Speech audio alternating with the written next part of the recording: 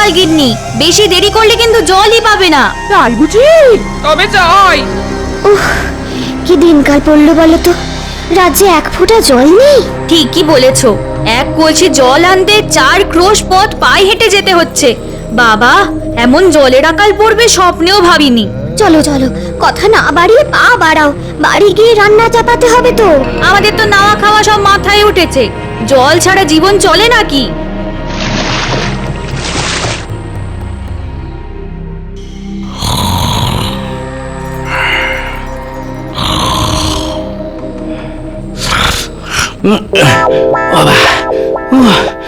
বাবা রে, জল তেষ্টায় গলাটা একেবারে শুকিয়ে কাঠ হয়ে গেল।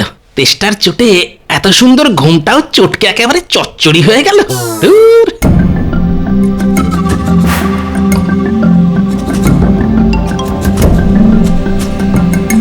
দেখি, ও বাবা, দূর দূর দূর, ঘরে এক ফোঁটা জলও নেই।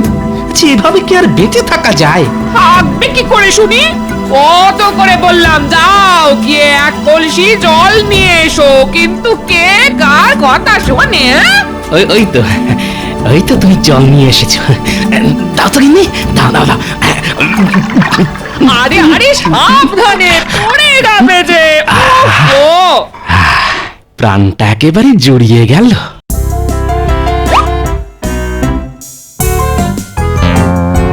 দিলে তো সব জল শেষ করে, এবার বাকি দিনটা চলবে কেমন করে শুনি? রাঁধবো কি দিয়ে আর খাবো কি? দূর, জল তেষ্টার সময় এত কিছু মাথায় থাকে নাকি?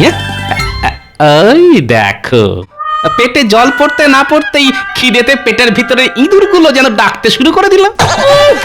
এই মানুষটার খালি খাওয়া আর ঘুম, তার বাইরে কিচ্ছুটি চেনে না। সারাদিন খাই খাই খাই খাই করে আমাকে একেবারে পাগল করে দিলে গো। দাও তো গিন্নি, একটু ছাতু মেখে দাও। হ্যাঁ, আজ ছাতু মাখা খেয়ে রাজসভায় যাব। সংসারে এখনো মেলা কাজ পড়ে আছে আমার, আমি পারবো না তোমার জন্য ছাতু মাখতে। ভগবান দুটো হাত দিয়েছে যখন, তখন হাত দুটোকে একটু কাজে লাগাও না।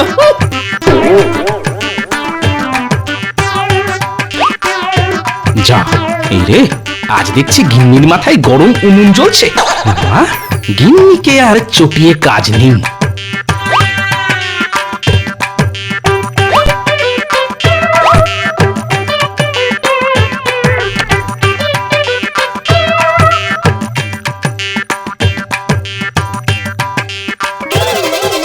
যা, জল ছাড়া ছাতু মাখবো কি করে?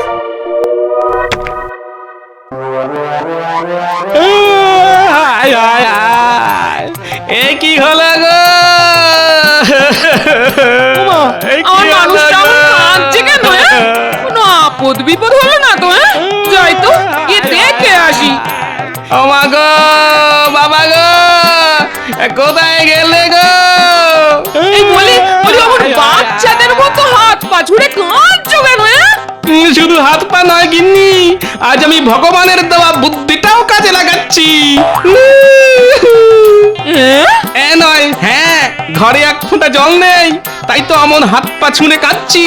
চোখ থেকে জল বেরোলে সেই জল দিয়ে ছাতু মেখে খাবো। ও মা গো, বাবা গো, হায় হায়, এ তুমি কার সঙ্গে আমাকে সংসার করতে লাগালে গো ভগবান? হায় হায় হায় হায়। মহারাজ, আজ কিন্তু আমি বেশি কথা বলবো না, একদম চুপটি করে বসে থাকবো, আগে থেকেই বলে দিলাম। হ্যাঁ। কেন কেন সেনাপতি, তোমার বুঝি গলা ব্যথা? না মহারাজ, গলা আমার একদম ঠিকই আছে, সমস্যাটা হলো জল নিয়ে। বেশি কথা বললে আমার আবার জল তেষ্টা পায়। মহারাজ, রাজ্যে রাজ্যে জলের সমস্যা দিনকে দিন বাড়ছে। জল আনতে রাজ্যের প্রজারা ওই 4 ক্রোশ পথ হেঁটে রাজ্যের শেষ প্রান্তে যে হাত শুকনো জলাশয়টা আছে সেখানে যেতে হচ্ছে। হ্যাঁ মহারাজ, জলের অভাবে আমার বাড়িতে রান্না বান্না সব শিখে উঠেছে। মহারাজ, আসার সময় দেখে এলাম চাষের জমিতে ফাটল ধরেছে, ধান গাছগুলো সব শুয়ে পড়েছে। এইভাবে চলতে থাকলে চাষবাস মাথায় উঠবে, রাজকোষ পুরো ফাঁকা মাঠ হয়ে যাবে। তখন নবাব বাহাদুরকে খাজনা দেবেন কি করে? বিপদ বিপদ, এ তো মহা বিপদে পড়া গেল দেখছি। বিপদ বলে বিপদ, জলের অভাবে আজ আমাকে আধ ভেজা ছাতু খেয়ে রাজসভায় আসতে হলো যে। আধ ভেজা ছাতু, লোকে জলের অভাবে মরছে আর তুমি ছাতু ভিজিয়ে জল নষ্ট করছো গোপাল? আগে আমি নিজের ভাগের জল দিয়েই ছাতু ভিজিয়েছি মন্ত্রী মশাই। নিজের ভাগের জল মানে? এই, কি কি কি বলতে চাইছো গোপাল, একটু খুলে বলো তো। তবে শুনুন মহারাজ, আমি ছাতু ভেজানোর জন্য জল না পেয়ে হাত পা ছুঁড়ে কাঁদতে শুরু করলাম। কাদার ফলে আমার চোখ দিয়ে সামান্য জল বেরিয়ে এলো, আর আমি আমার চোখের জল দিয়ে ছাতু মেখে খেয়ে নিলাম।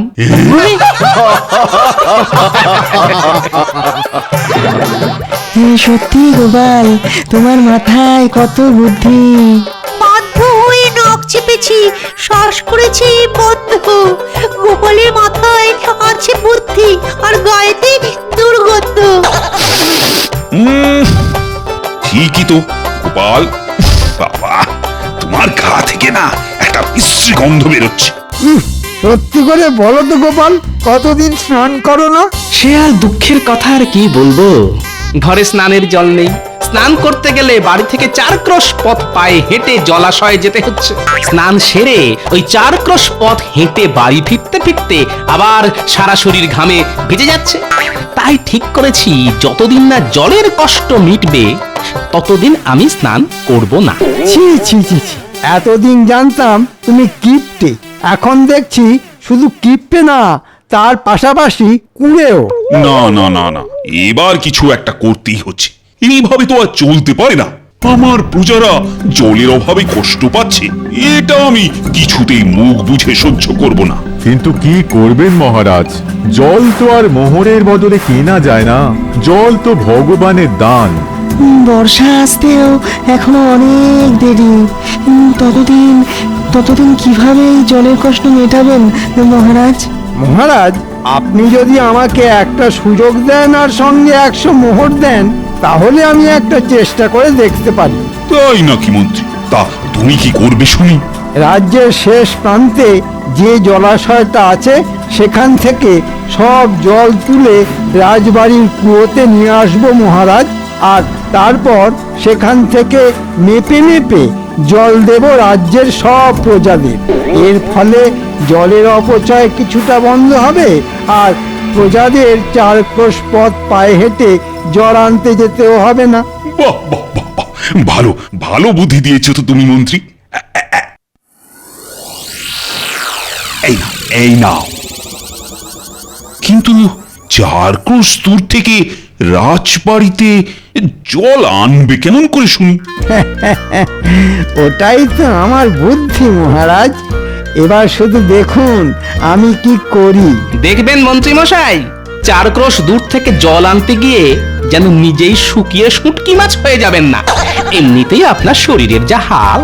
ভালো হচ্ছে না কিন্তু গোপাল, এই বলে দিলাম।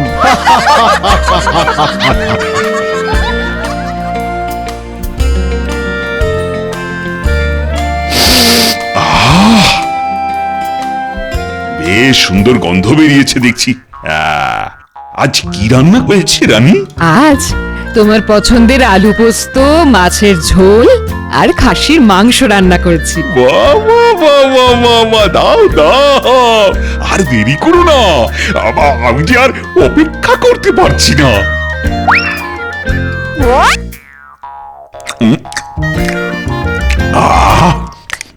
অমৃত অমৃত। আস্তে আস্তে খাও, না হলে গলায় বেঁধে বিষম খাবে যে। জল জল জল। কতবার বলেছি খাওয়ার সময় বেশি কথা বলবে না, কিন্তু কে কার কথা শোনে? এ কে আছো? মহারাজের জন্য জল নিয়ে এসো তাড়াতাড়ি। জো হুকুম রানীমা। দাও দাও তাড়াতাড়ি। বাবা,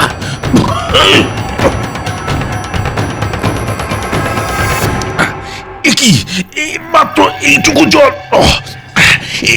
এতে যে আমার অর্ধেক গলাও ভিজলো না। আগে রন্ধনশালায় আর এইটুকুই জল বেঁচেছিল মহারাজ।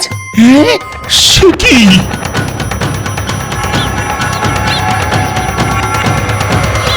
আমাদের ডেকেছেন মন্ত্রী মশাই? হ্যাঁ, একটা কাজ আছে, আপনার হাতে ওটা ওটা কি মন্ত্রী মশাই? খালি এদিক ওদিক নজর, এতে মোহর আছে, মহারাজ দিয়েছেন। বাহ বাহ বাহ বাহ, এবার কি করতে হবে বলে ফেলুন দেখি। সকাল থেকে হাতের তালুটা কেমন কুটকুট কুটকুট করছে। মনে হচ্ছে আজ কিছু মোহর টেকে ঢুকবে। বাজে কথা বাদ, কাজের কথা মন দিয়ে শোন। রাজ্যের শেষ প্রান্তে যে জলাশয়টা আছে সেখান থেকে রাজবাড়ি পর্যন্ত একটা সরু নালা কাটতে হবে, যাতে জলাশয় থেকে সব জল এসে রাজবাড়ির কুয়োয় জমা হয়। বুঝেছি মন্ত্রী মশাই, তাহলে আজ থেকেই কাজ শুরু করে দি। হ্যাঁ হ্যাঁ, তাই কর। এই নে ধর তোদের পারিশ্রমিক, এখন চটপট কাজ শুরু করে দে তো। এবার এই বাকিটা ঢুকবে আমার ট্যাঁকে। পাওয়া যায়, একেই বলে সুযোগের সৎ ব্যবহার।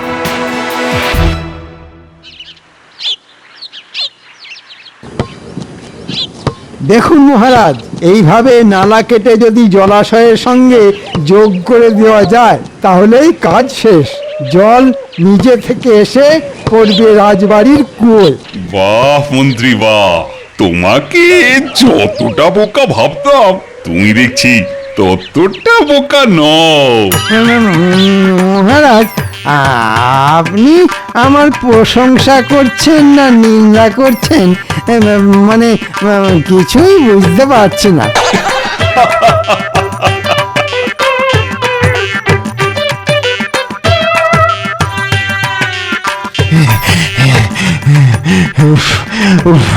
আর পাচ্ছি না, আর পাচ্ছি না রে ঘটা। একে একে চড়া রোদ, তার উপর ওই হাতের কাছে জলও নেই। তেষ্টায় গলা বুক একেবারে ফেটে যাচ্ছে।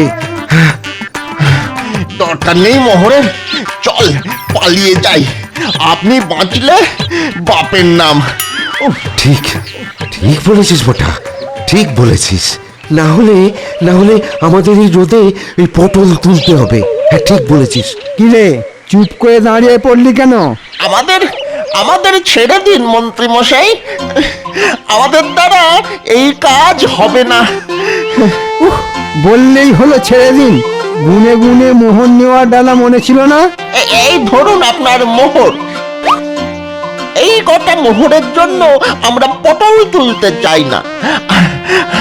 আর আর কিছুক্ষণ এখানে দাঁড়ালে আমরা শুকিয়ে একেবারে শুটকি মাছ হয়ে যাব। চল চল বটা চল, আমরা বাড়ি যাই। এই রোদে আর দাঁড়াবো না। চল চল। কি মন্ত্রী, আমি যে তোমাকে 100 মোহর দিলাম, তা ওরা তোমায় মাত্র 10 মোহর ফেরত দিল কেন? তাহলে বাকি মোহর কোথায় গেল? মানে বাকি মোহরগুলো আমার কাছেই আছে মহারাজ, সময় মতন ওদের ঠিক দিয়ে দিতাম। তোমাকে চিনতে আমার আর বাকি নেই, কোনো কাজ হবে না তোমার দ্বারা। মরকট কোথাকার, বাকি মোহরগুলো আজকের মধ্যে ফিরিয়ে না দিলে না তোমার গর্দান নেব, এই আমি বলে দিলাম।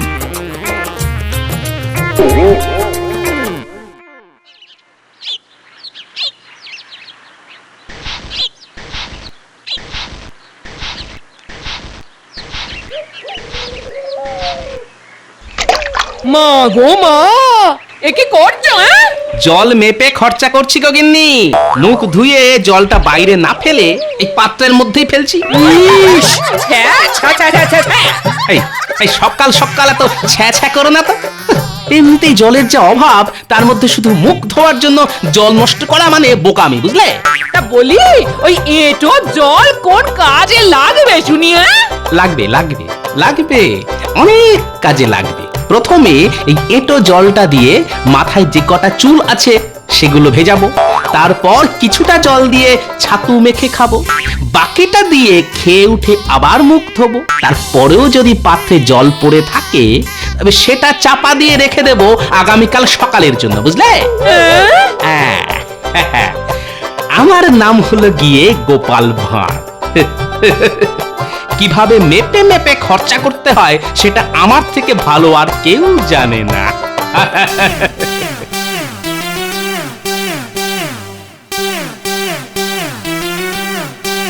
কি ব্যাপার মহারাজ, আপনাকে দেখে বড় চিন্তিত মনে হচ্ছে।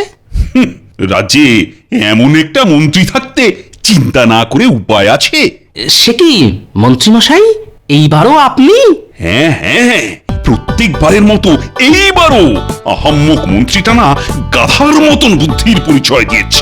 তাই বলি, আমাদের মন্ত্রীমশাই আজ কেন ভেজা বিড়ালের মতন এক কোণে চুপটি করে দাঁড়িয়ে আছেন? ভেজা নয় গোপাল, শুকনো বেড়াল বলো। জলের যা আকাল। এবার তাহলে কি হবে? দুদূর এক একটা আকাট অকম্মার দেখি সব আমার রাজসভায় কারো দ্বারা যদি কোনো একটা কাজ হয়েছে। কি গোপাল, এবার তুমি একটা উপায় খুঁজে বার করো। হ্যাঁ গোপাল, একমাত্র তুমিই পারবে এই জলের কষ্টের হাত থেকে আমাদের বাঁচাতে। গোপাল আর কি বা করবে? গোপাল তো আর জল তৈরি করতে পারবে না। কি গোপাল, কিছু বলো। আগে মাথায় বুদ্ধি থাকলে আকাশের চাঁদও পেড়ে আনা যায় মন্ত্রীমশাই। সেখানে জলের কষ্ট দূর করা তো সামান্য ব্যাপার। তোমার খালি মুখেই বড় বড় ভাষণ, কাজের বেলা ফক্কা। না, অনেক অপমান সহ্য করেছি, আর নয়। মহারাজ, আমি কথা দিলাম 3 দিনের মধ্যে রাজ্যের এই জলের কষ্ট আমি মিটিয়েই ছাড়বো। না হলে আপনি আমার নামে গাধা পুষবেন। বাহ, এ তো দেখছি একেবারে আত্মবিশ্বাস গুলে খেয়েছে। কিন্তু রাজ্যে তো জলই নেই, তাহলে কিভাবে গুললো? এবার কিছু একটা করতেই হবে, কিন্তু কি করি, কিভাবে যে এই জলের কষ্ট মেটানো যায়? না, মহারাজকে বলে এসেছি 3 দিনের মধ্যে জলের কষ্ট মিটিয়ে দেব। কথা রাখতে না পারলে আমাদের শুটকো মন্ত্রীটা সাপের 5 পা দেখবে, আর সেটা আমি কিছুতেই হতে দেব না। উফ বাবা, রোদের কি তেজ! যাই, এই বড় গাছটার নিচে গিয়ে একটু জিরিয়ে নিই।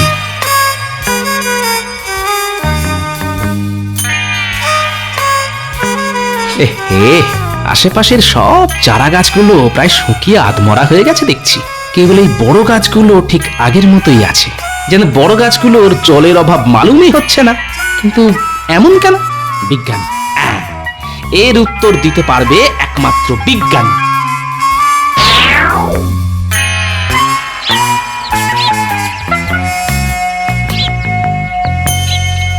বিজ্ঞানী, বিজ্ঞানী, শুনতে পাচ্ছ? হ্যাঁ গোপাল যে, বলো ডাকছো কেন? এই যে বিজ্ঞানী, তোমার কাছে একটা বিষয় জানতে এলাম। কি জানতে চাও বলো গোপাল। আচ্ছা, জলের অভাবে রাজ্যের সব চারা গাছগুলো প্রায় মরতে বসেছে, কিন্তু বড় গাছগুলো ঠিক আগের মতোই আছে। এমন কেন হলো বিজ্ঞানী? কারণ বড় গাছের শিকড় মাটির অনেক গভীর পর্যন্ত গেছে, তাই বড় গাছগুলো মাটির নিচ থেকে জল টেনে জীবন ধারণ করছে গোপাল। কিন্তু চারা গাছগুলোর শিকড় মাটির গভীরে যেতে পারেনি, তাই জলের অভাবে সব চারা গাছগুলো মরতে বসেছে গোপাল। তাই নাকি? গাছ মাটির নিচে থেকে জল নিয়ে বেঁচে থাকে? হ্যাঁ গোপাল, আর এই দিক থেকে সবচেয়ে এগিয়ে ইউক্যালিপটাস বা নীলগিরি গাছ, যেখানে জলস্তর সবচেয়ে উপরে, সেখানে এই গাছ জন্মাতে দেখা যায়। আমাদের রাজ্যে এই গাছ আছে বিজ্ঞানী? থাকবে না কেন, নিশ্চয়ই আছে গোপাল।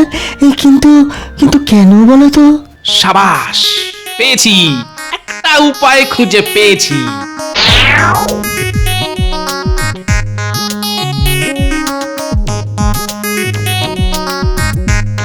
ভালো করে খুঁজো বিজ্ঞানী, খোঁজ পেলেই আমাকে ডাকবে। আচ্ছা গোপাল,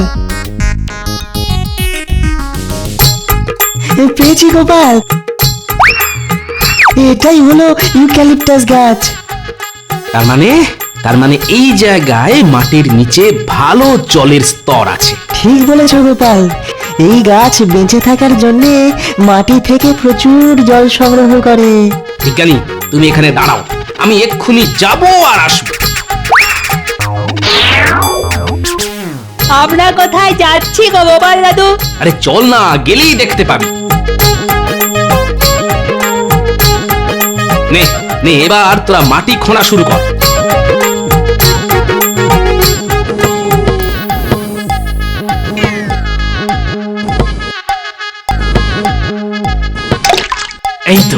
এই তো যেটা ভেবেছিলাম সেটাই হয়েছে।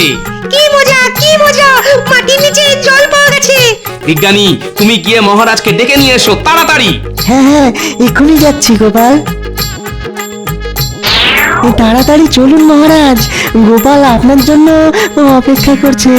আরে যাচ্ছি কিন্তু কি এমন জিনিস দেখাবে বলো তো গোপাল? যত সব ন্যাকামো। ন্যাকামো নয়, বুদ্ধি, গোপালের বুদ্ধি।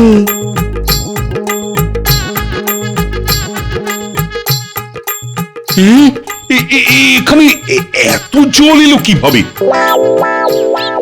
দেখুন মহারাজ, আমি কথা রেখেছি। তবে আমি একা নয় মহারাজ, আজ বিজ্ঞানী না থাকলে আমার মাথায় এই বুদ্ধিটাই আসতো না। বিজ্ঞানী আবার কি করলো?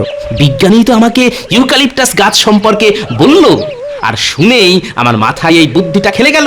তা ঠিক, ইউক্যালিপটাস গাছ যেখানে জন্মায় সেখানকার মাটির নিচে জলস্তর থাকা অবশ্যম্ভাবী, এটা আমি জানতাম।